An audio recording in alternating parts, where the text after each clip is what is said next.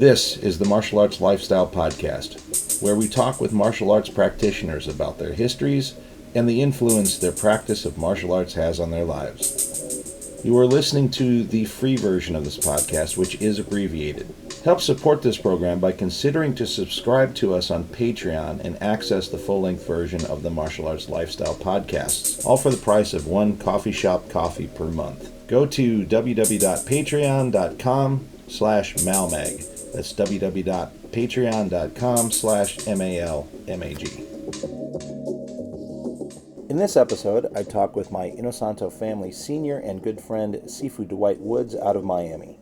We talk about his history in the martial arts, the classic era of the 1980s and 90s at the Inosanto Academy, and traveling and training, plus much more. Sit back and enjoy this conversation with Dwight Woods. Welcome to the Martial Art Lifestyle Podcast, and today I've got a very interesting guest by the name of Dwight Woods. He runs his own shows actually on YouTube. Well, you've got one on YouTube, you've got one on Facebook. It kind of simulcasts on both. As martial arts practitioner and teacher out of Miami. For those of you who don't know, I'm sure many of you know him already. I actually first met Dwight briefly about, how long ago has that been? That's been like 20 some odd years when I was at the University of Miami. So that was 1999, I believe, 1998 or 99. You had done a seminar at the school, and I was teaching Muay Thai there. I'd done some Kali, and I remember, because it was great to not have a Kali student who didn't know what they were doing to do a little Sinawali with. So it felt good. I was like very delighted to sit there and do some double stick with you, because I'm like, okay, this guy is a teacher. He knows what he's doing. So it was very comfortable to do that with you. So welcome to the show, sir. Thank you, man. How you doing? I'm fantastic. Just enjoying. I mean, today, the day I'm interviewing you is the day that the actual podcast series is launching. So my first several, these were something we were planning to do before the pandemic. And so the first, I think, 4 that you'll hear are pre-pandemic era. So they're like recorded 2019. Really? Yeah. So the one with Kent Nelson that's launching today, we did, I think, at an instructor camp in 2019. Oh my God. I had no idea. Yeah, upstairs at the academy. It was really funny because we sort of got bombed in the podcast by Tanya Paulson and Cookie. They both kind of walked through and they're like, "Oh, hey, what are you doing?" And we're like, "Oh, we're recording." Like, "Oh my God, and I kept it in because it's kind of funny. Right. Yeah. Oh man. So I didn't know that. Okay. So tell us a little bit about yourself. I mean, this is going to probably be, I'm thinking maybe a bit of a mixed crowd. I mean, all the JKD Kali people probably know who you are, and that those who are coming in from other martial arts may not. Tell us a little bit about what you do martial arts wise now, and then we'll go backwards a little bit.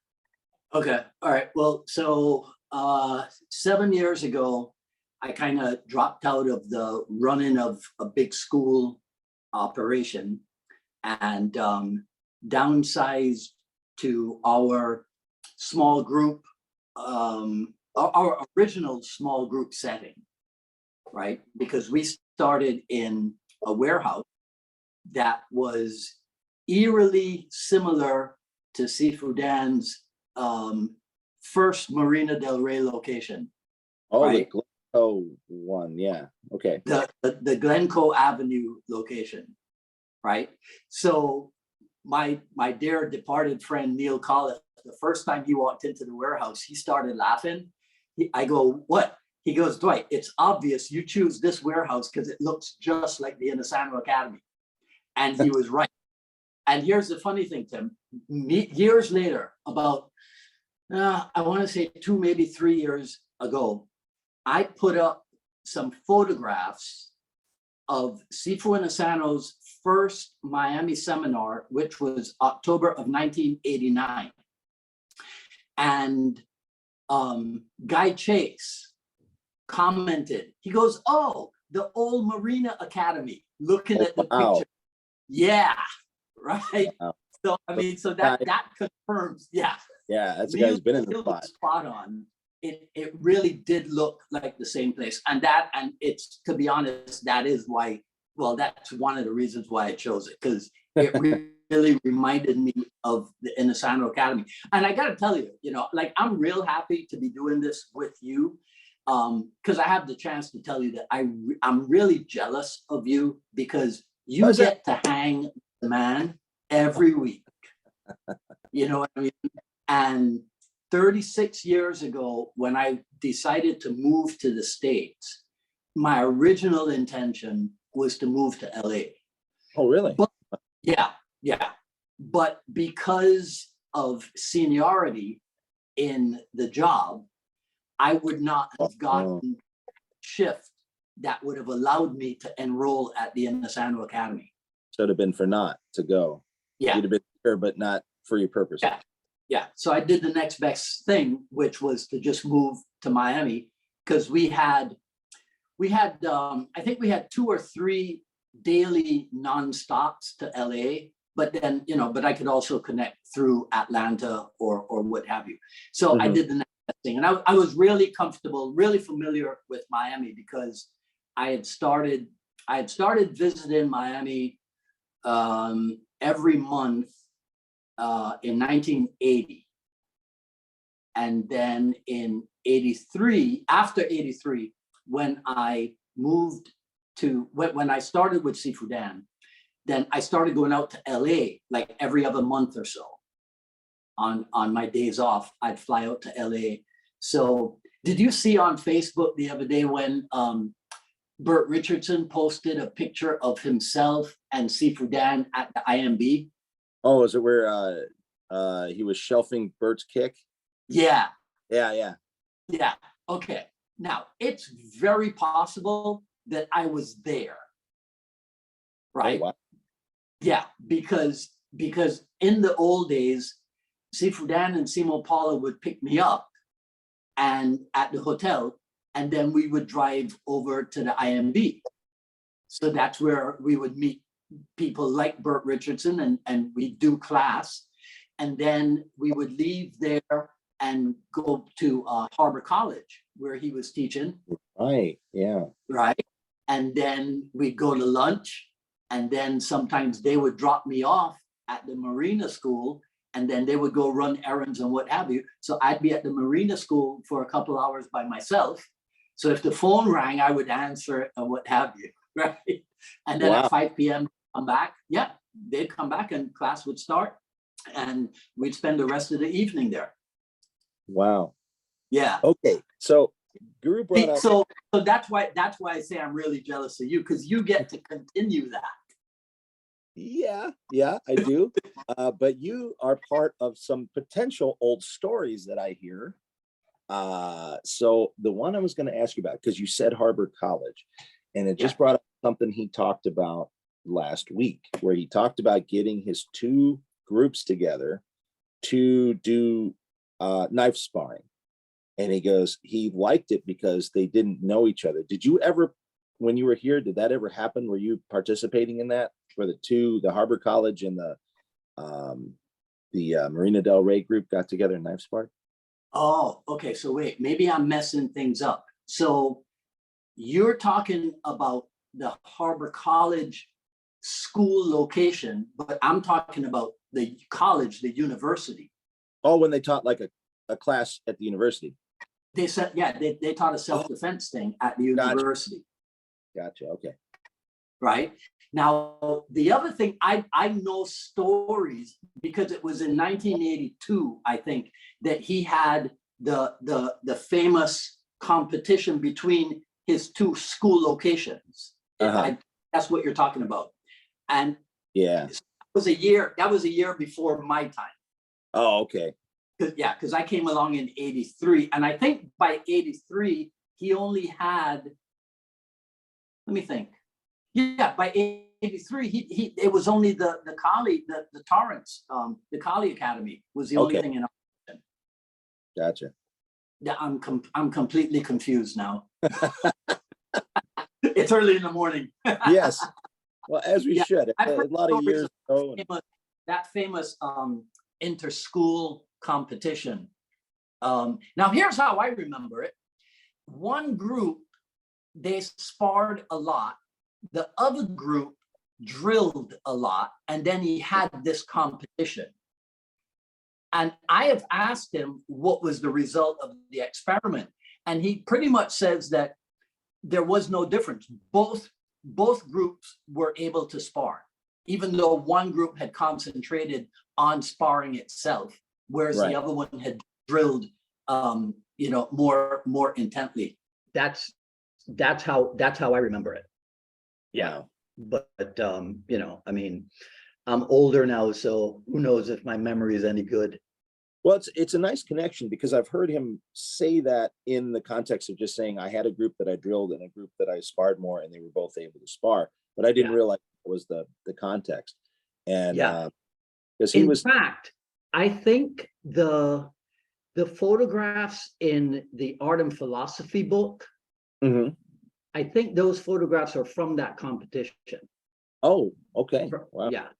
Or from that event. I shouldn't call it competition. I think so. I could be wrong, but I think no, wait, not Art and Philosophy. I'm sorry. Absorb What Is Useful. Ah, okay. I've got that. Yeah. I think it's, hang on, let me see if I got it here. Because usually what I do, and of course I don't have it here. Yeah, but it's if you've ever seen the photograph, there's so Sifu Dan's like off to the side, and then there's Jeff Amata is like refereeing, and you've got two guys sparring. Yeah, I think that you mentioned that, I'm like, well, I know one of those. Well, no, two of those players. I'm going to ask Jeff next time he comes in. Yeah, and I'm going to get the usual Jeff response where he'll sit and he'll turn his chin up and his eyes will roll as he accesses way back when, because he's always happy to answer these questions I ask him about way back when. Yeah, that's another guy that he features in my whole wanting to come out to LA. Like Jeff is somebody that I've admired. The second I learned about him and I learned who he was and what have you. So it's kind of because of him that I've never turned down any opportunity to be in front of a movie camera. Oh, there you go. Because I have my own little Hollywood stuntman fantasy going on. Wait, didn't you just do something recently? Yeah. Can you talk about that? Is that you can talk about, or is it still under wraps? I think we can talk about it now because it's in post-production. Okay. Right. I think we can talk about it. So it's something with it's a movie called The Island with Michael Jai White, and I got the gig. Yeah, I got the gig through Ron Balicki. I mean, literally out of the blue, Ron called me or sent me a message, and he said, "Hey, I need somebody of your ethnicity with your skill set." And I was like, okay. And he was like, yeah, it's for a movie down in Nevis. I was like, I'm there. Yeah, wow. I'm there because if it involves getting on an airplane, if it involves staying in a hotel, right? And the added bonus is you get to do martial arts stuff. You got me. Wow. You got me, because growing up at working for Eastern Airlines, flying and hotel staying was like an integral part of my existence. Wow. So yeah, so if I can do martial art stuff, if I can do stunt work and I get to travel, yeah, because that, like I told you before, that one of the ideas of moving to LA was to train at the Inasano Academy and possibly do that type of stuff as well, right? But things worked out the way they worked out, and I'm pretty happy with the way things worked out. Well, I could say one of my personal philosophies though is not to be satisfied. I might be happy, but I'm not satisfied. Right. Well, because that'll end up making you become a couch potato, I think. that we Yeah. don't. But yeah, I can say from the last time you came out here to the academy, and you had handful of students with you, and I think that's your group that you train now.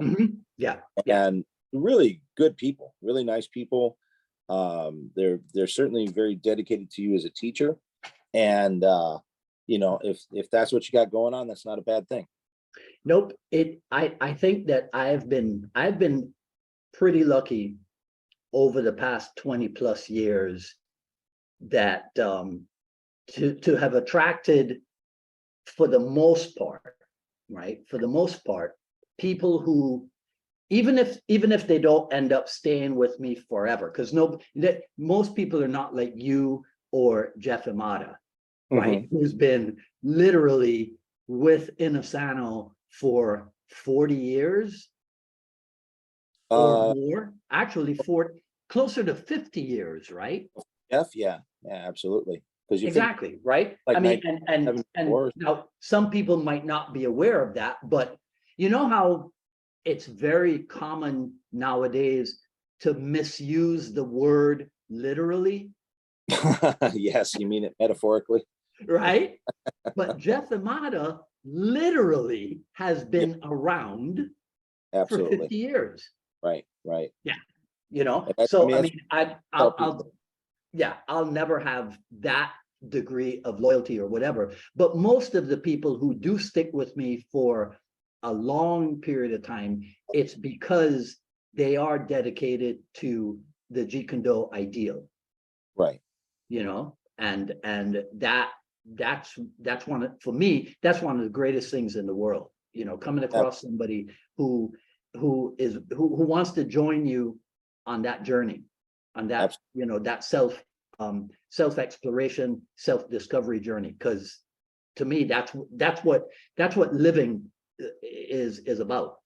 Yeah. I mean, after a while, you're just like, look, people say, oh, thanks for teaching me. You're like, look, I don't know if I'm teaching you. We're training, so we're both teaching. We're both learning. I might be setting the pace or the curriculum of the class, but we're training. Yeah. In my opinion. Yeah. I mean, Cass and I were just talking about that. The whole the whole learning as you teach and teaching as you learn. For now, I remember asking Sifu Dan about that as well one time. And he said, like, let's say he went out to Stockton to do stuff with maybe Heron or somebody, right? He said then he would come back to Torrance or Carson or wherever and teach it out as he was learning it. Right. And in fact, in '83, when I went out to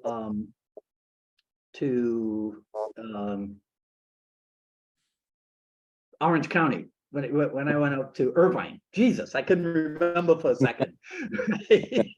When I went out to Irvine, they made kind of a big deal about me because I flew in from Barbados. And I swear to you, I've told this story before, but some people actually asked me what part of Jamaica was Barbados. I absolutely believe that. Right? Okay. So, I kind of had to explain. And so they were like, wow. So Sifu Dan told me, he goes, look, you're the first person from that part of the world who has come out to see us. So if you want to get good, try to share it when you get back home. Try to share it and explain it to other people. And I had a little training group. We weren't officially Jeet Kune Do anything, but right. I was like the local Jeet Kune Do authority. Not that I knew a whole lot, but you knew more than I had read more about Bruce Lee than anybody else on the island. There you go. It's all right. proper So that con- made me the national authority. There you go. When I think about that, that's pretty ridiculous, isn't it? Yeah, I don't want to call it cute because I don't mean it in that demeaning way, but it kind of is. It's like, it's very endearing. It's like this kind of little group of people in this place that don't know a lot, but some, so you're the expert of the group, and and it's all in good, I want to say in good faith. Yeah, but and you know what? Like, that's why when I see people online in second world or third world countries, like my heart goes out to them because I know what it is. I know what they're doing because I went through that myself. Right. You know what I mean? And I'm pretty sure And this concludes the abbreviated version of the Martial Arts Lifestyle Podcast. Please remember to hit the like button and subscribe here to the YouTube channel. Please consider supporting the program by going to patreon.com/malmag and subscribing for access to the full-length podcasts. Again, that is www.patreon.com/malmag.